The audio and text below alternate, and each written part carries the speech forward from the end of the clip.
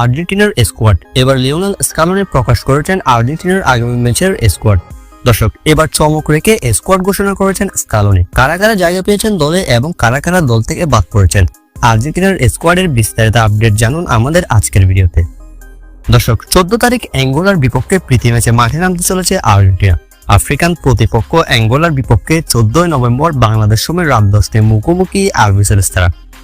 আর এই ম্যাচকে সামনে রেখে গতকাল স্কোয়াড ঘোষণা করেছেন লিওনেল স্কালোনি। চলুন এক নজরে দেখে নেওয়া যাক স্কোয়াডটি কারা কারা সুযোগ পেয়েছেন স্কোয়াডে।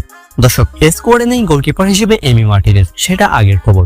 তবে প্রথম গোলকিপার হিসেবে সুযোগ পেয়েছেন জেনারেমো রুলি, তার সাথে আছেন ওয়াল্টার বেনিতেজ। মোট 2 জন গোলকিপার রয়েছেন এবারের স্কোয়াডে। অন্যদিকে ডিফেন্স লাইনে রাইট ব্যাক হিসেবে আছেন নাহুয়েল মোলিনা এবং হুয়ান ফয়েত, লেফট ব্যাক হিসেবে আছেন নিকোলাস ট্যাগনিফিকো এবং ভ্যালেন্টিন বার্কো, এবং সেন্টার ব্যাক অর্থাৎ ডিফেন্ডার হিসেবে আছেন ক্রিস্টিয়ান রোমেরো, নিকোলাস উটামেন্ডি এবং মার্কোস সেন্সি।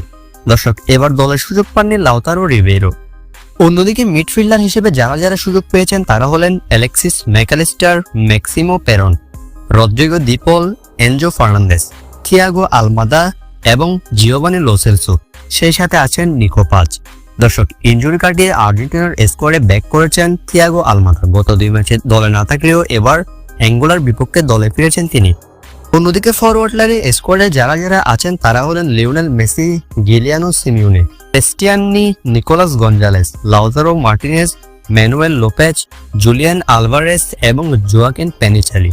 দর্শক, এবারের স্কোয়াডে লিওনেল স্কালোনির চমক হলো জোয়াকিন পেনিচালি, যে কিনা বর্তমানে লিগ 1-এর হয়ে দুর্দান্ত ফর্মে রয়েছেন।